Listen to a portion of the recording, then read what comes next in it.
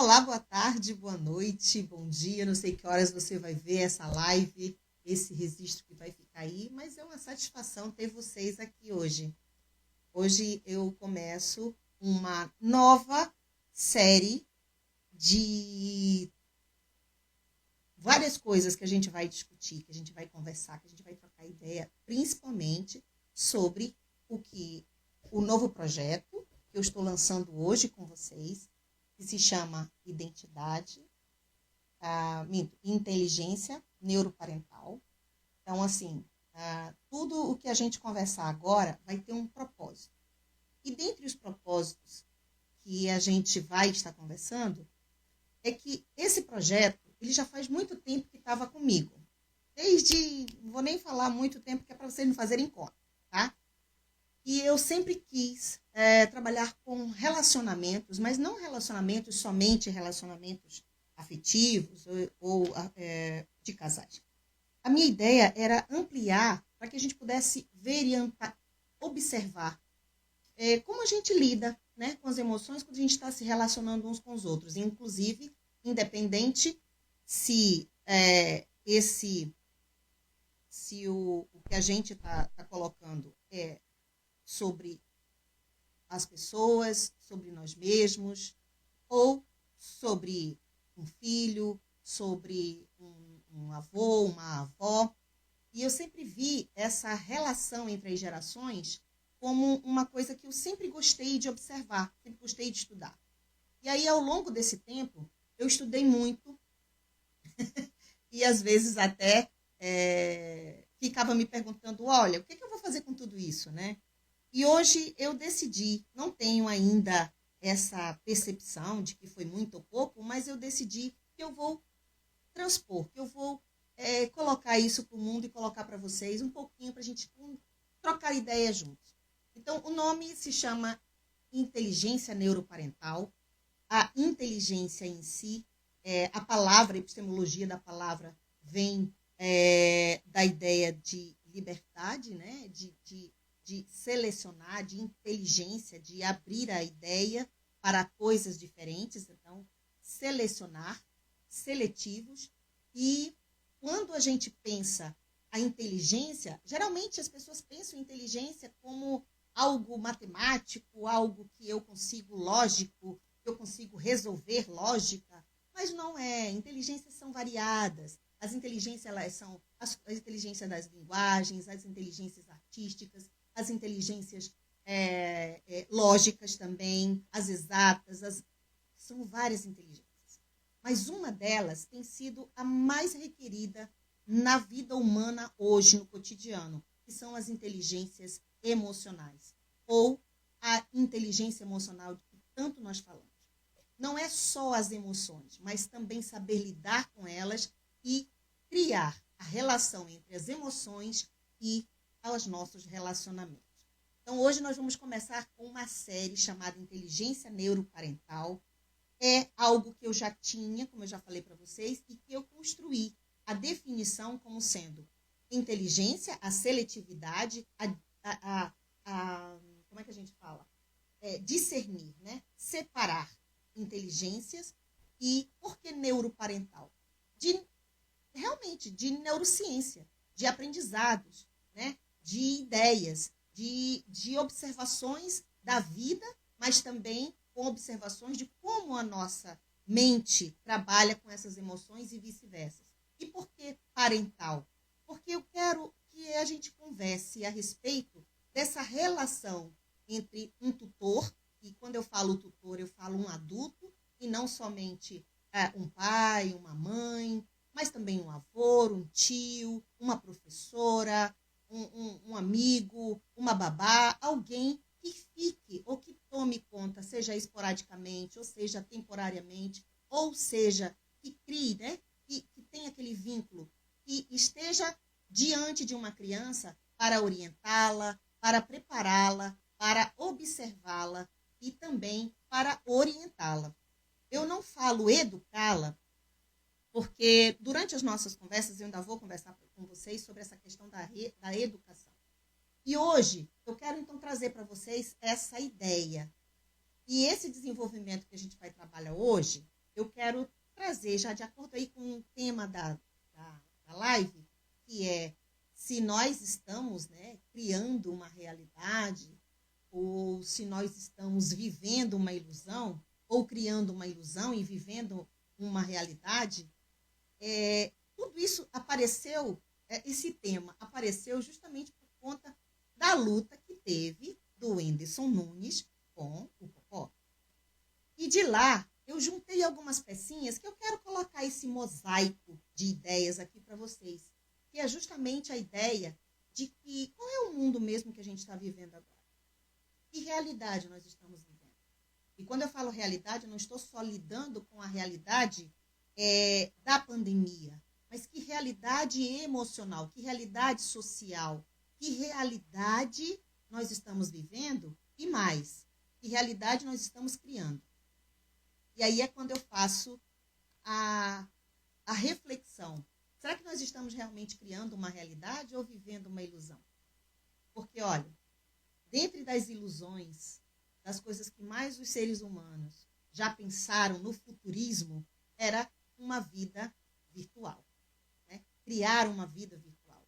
Viver numa fantasia ou num mundo no qual fosse metafísico. E hoje isso já é real. Nós temos o metaverso.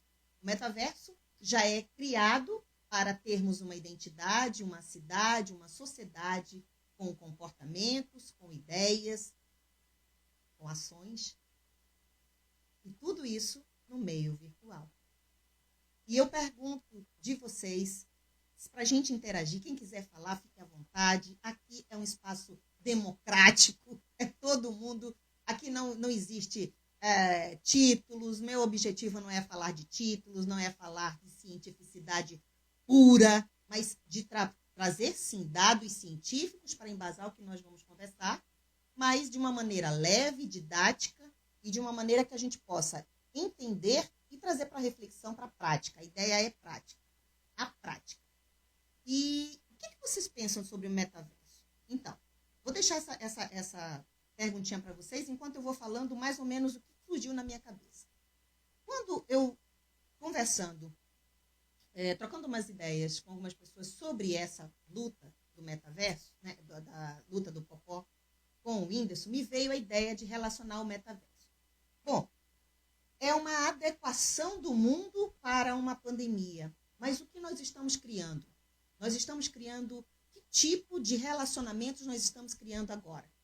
Nós estamos não vivendo uma situação adequada, uma situação que nós já estávamos adequados, habituados. Tanto é que tem alguns estudiosos que falam que nós não, depois da pandemia, né, não haverá mais a vida como é, né, como foi, como nós conhecemos, mas uma outra vida. E aí é quando eu trago essa ideia, que vida nós estamos criando. Quando eu assisti, quando eu soube dessa luta do Whindersson Nunes, me chamou duas questões. Me chamou muita atenção duas questões. A primeira delas era a questão da alta audiência. Né? Tá certo que nós estamos num momento em que nós não podemos aglomerar, não podemos criar essa sociabilização de fato, né, fisicamente. Mas, nossa, foi estupendo. Né? Outra questão interessante é que virou aposta, virou competitividade, exacerbou a competitividade. Interessante, não é? Mas a terceira questão que me chamou mais atenção é que aquilo passou a ser uma percepção de um novo mundo, de eventos, de comunicação. E eu penso que quando nós estamos numa situação hoje, nós vivemos atrás de telas, nas quais nós temos identidades físicas, nós temos identidades físicas, como os nossos RGs, nossos CPFs, nossos CNPJs e assim por diante, mas hoje nós também temos uma identidade virtual. E essa identidade virtual, que nós vivemos atrás das telas, me chama muita atenção de entender em que momento, olha só, o que a inteligência neuroparental tem a ver com isso? Em que momento, em que processo, em que estado desse processo, da relação da minha percepção de vida, porque eu fui criado e criada por outras pessoas de uma outra época, de uma outra geração, com outras estruturas mentais, com outras estruturas emocionais, que me fizeram, que me deram base para eu ser quem eu sou. Ótimo, muito bom. Eu criei as minhas percepções, eu também criei as minhas estruturas e as minhas bases. Ótimo. E eu vou, ao ter um filho, ou estar diante de uma criança, seja ela um parente, um familiar, um filho, ou um aluno, ou alguma coisa desse tipo, eu também vou inferir nesse novo ser essas estruturas também que eu tenho. Não é? Eu vou, não tem como. E aí a minha preocupação é de que me surgiu isso pensando justamente que tipo de ponte eu vou ter com os antigos, com os valores passados pelos avós, pelos tios mais velhos, né? Para essas novas gerações que vivem a vida na tela, que vivem a vida por detrás da tela, e a vida por detrás da tela é uma e a vida na frente da tela é outra. E com o metaverso, eu vou ter lugar, eu vou ter campo, eu vou ter ambiente para colocar neste novo ambiente social emoções, percepções, valores, crenças. E eu pergunto, será que nós estamos preparados para viver uma vida daqui a pouco tempo? E olha que tem sido muito rápido. O que antes, na sociologia, a gente trabalhava com a ideia de mudanças de hábitos, de moral, de ética, de cultura, numa média de 20 anos, se diminuiu para 10. E hoje, com a pandemia, isso diminuiu para menos 3 anos. Então, uma média de 3 anos, 3, 4 anos. Como vocês imaginam? Vem comigo, vamos imaginar juntos. Como vocês imaginam essas crianças sendo criadas, sendo colocadas, e agora as novas ideias de comercialização, de sociabilização, vão passar por uma visão virtual de um holograma, e eu vou comprar, e eu vou me sociabilizar, eu vou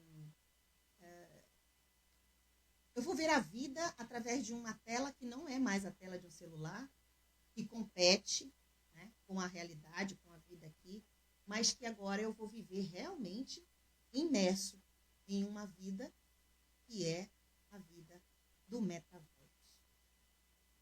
E os bitcoins e outras coisas já vinham anunciando esse novo mundo, né? Essa nova identidade, essa nova percepção de vida. E é com base nisso que eu chamo a gente para trabalhar essa mentalidade, essa reflexão. Fiquem à vontade, aqui não tem certo, não tem errado. Aqui só existe a vida como ela é, como eu digo. A única questão é como você se vê diante dessa situação, desse ambiente que eu coloquei agora, esse ambiente que antes da gente imaginar que fosse algo futurístico, agora já é real. Saudades também, saudades dessa turma que está me dando um oi, né? Saudade dessa turma que está aqui. E hoje, quando eu vejo uma criança, hoje mesmo eu estava vendo um comentário, né, num grupo, de uma criança de 3 meses, que já se posicionava diante da... Tá melhor um pouco? Melhorou o som?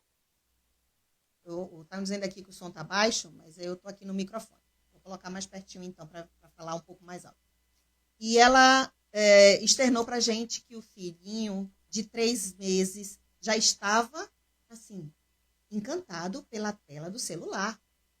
E hoje as crianças são multitelas. E essas questões de ser multitela também exacerba essa ideia de introspecção.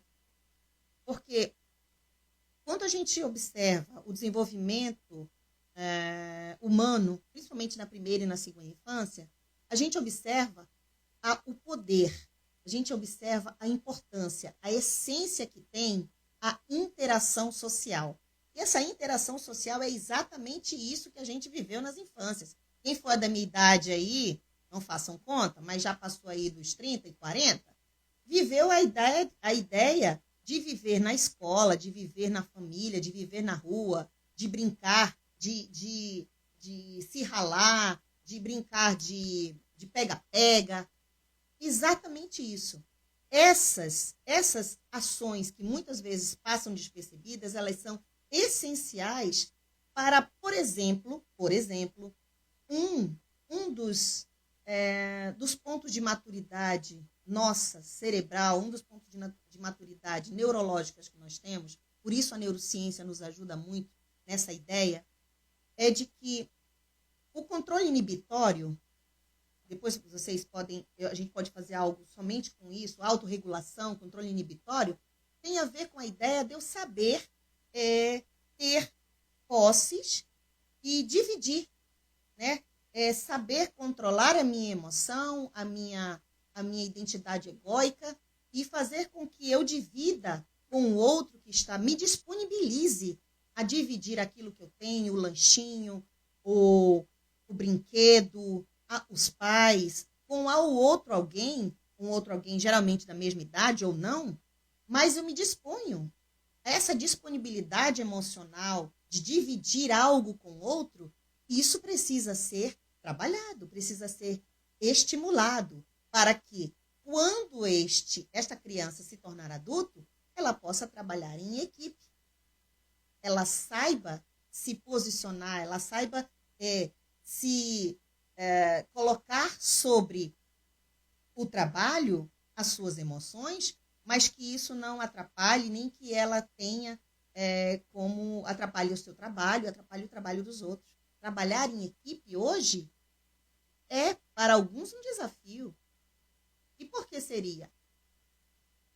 Né? Então, esse momento da criança, na primeira e segunda infância, de lidar com só com o controle inibitório, só com ter o brinquedinho, mas eu quero agora, você também, e fica. Não, mas tudo bem, então fique um pouquinho com ele, aí eu vou brincar com outra coisa, mas depois eu troco, e você. Isso é sociabilização. Isso cria mais do que a gente pensa. Isso cria relacionamentos saudáveis. Isso cria um sentimento de autoconfiança, de que eu posso confiar em mim, mas também posso confiar no outro que está ao meu lado. E aí eu pergunto de vocês, que valores hoje a gente poderia observar que já não tem mais a força que tinham nas gerações antigas? E aí, quando eu estava observando isso, eu fiz algumas anotações, mas não trouxe não, porque eu quero falar mesmo tranquilamente aqui, deixar fluir as coisas.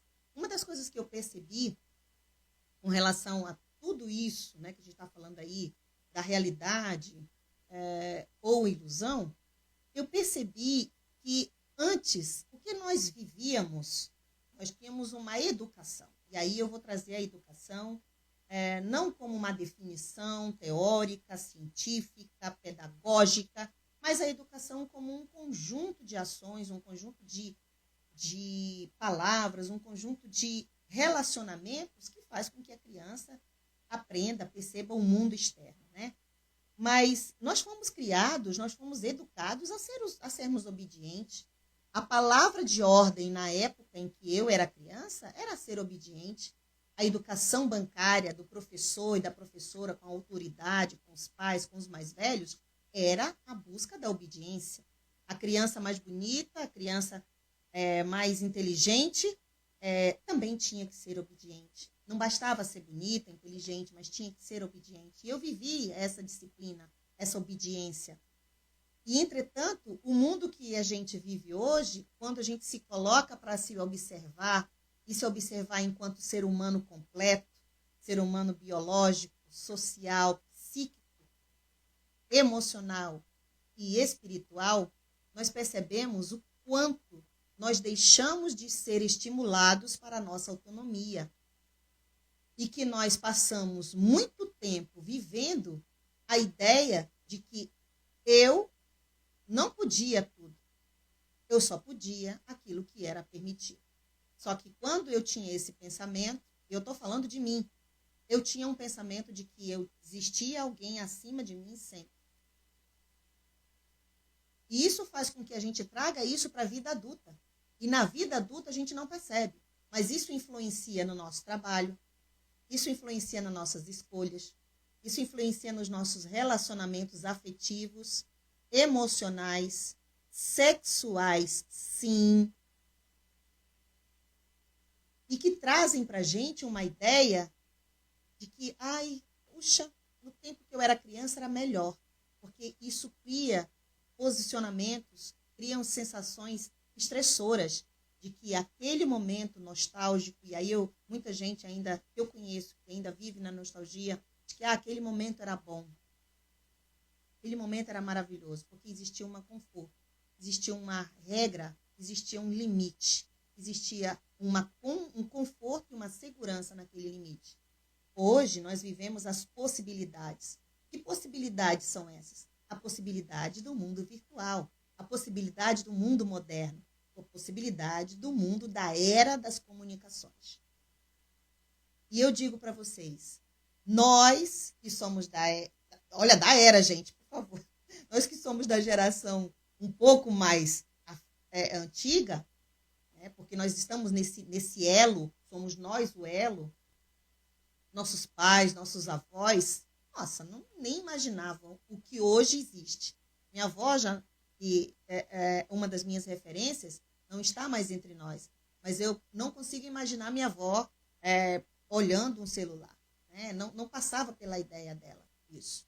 Enquanto hoje eu me alegro em ver outras pessoas da idade da minha avó, que eram quando ela era ainda viva, vivendo o mundo virtual, aprendendo. A neuroplasticidade é maravilhosa, gente. É fantástica. Então, enquanto tem vida, existe aprendizado. Aprendizado não existe tamanho, não existe pequeno, nem grande, nem certo, nem errado. Apenas aprendemos.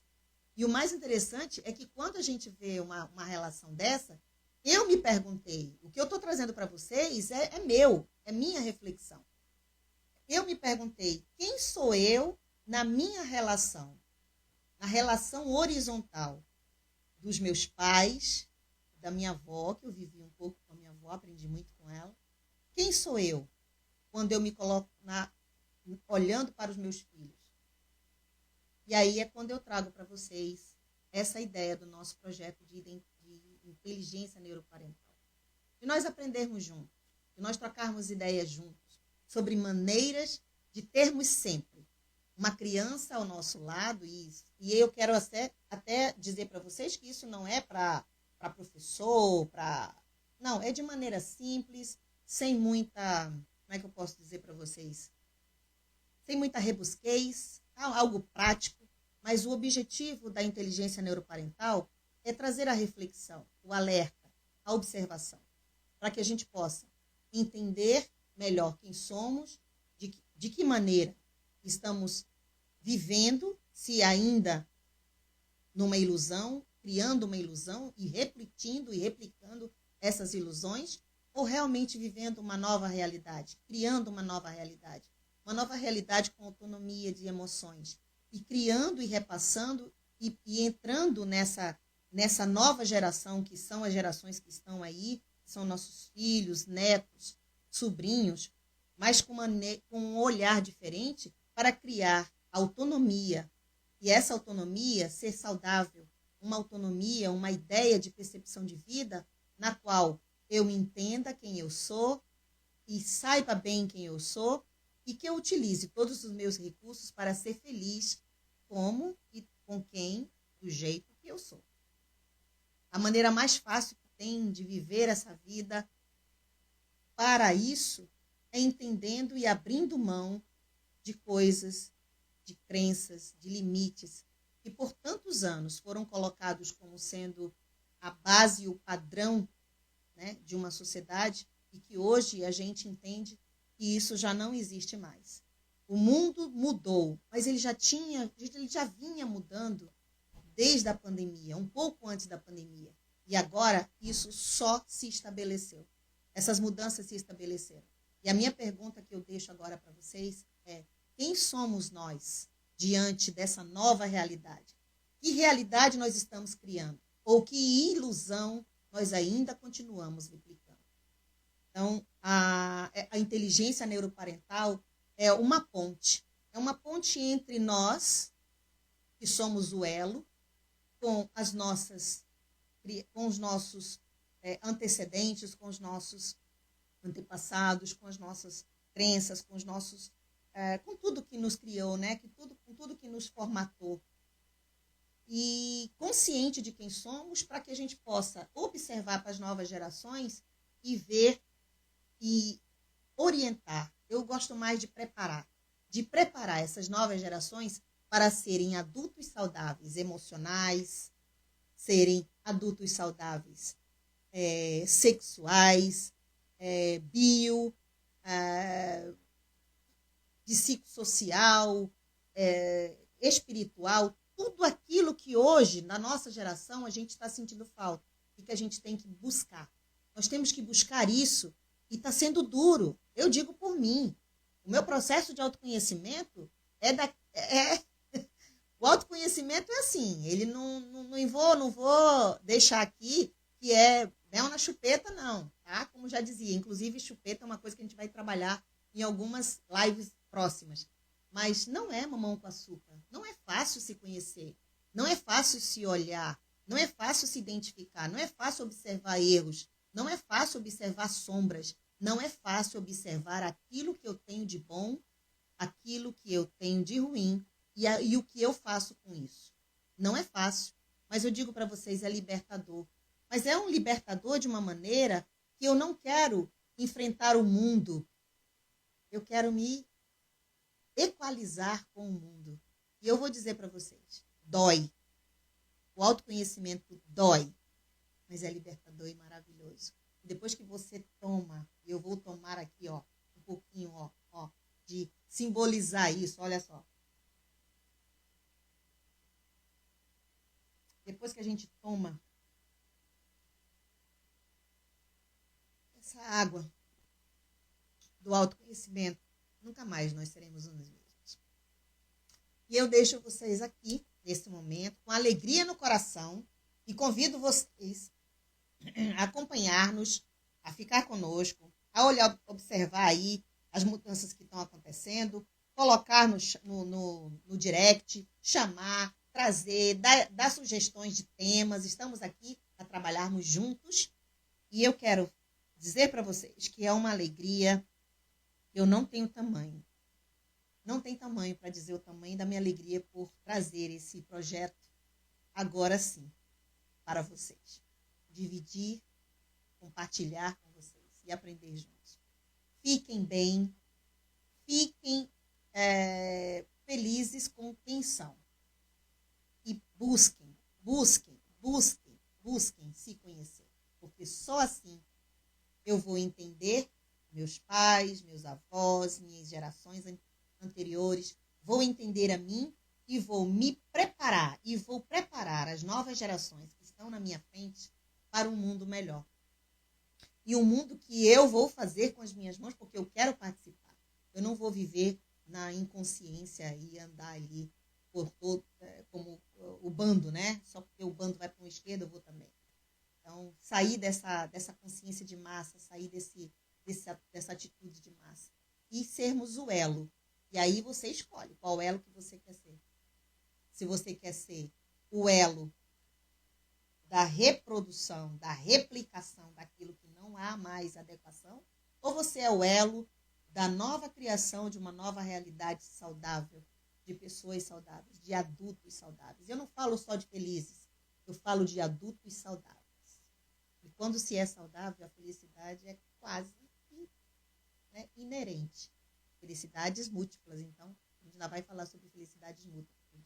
Exatamente, Bianca, eu vou até beber um pouco mais da água do conhecimento, que é a metanoia, olha aí, já tem nome, metanoia. Gente, Por aqui eu me despeço com um pouco mais de metanoia. E digo para vocês, amo vocês. Por isso que eu estou aqui. Fiquem com Deus.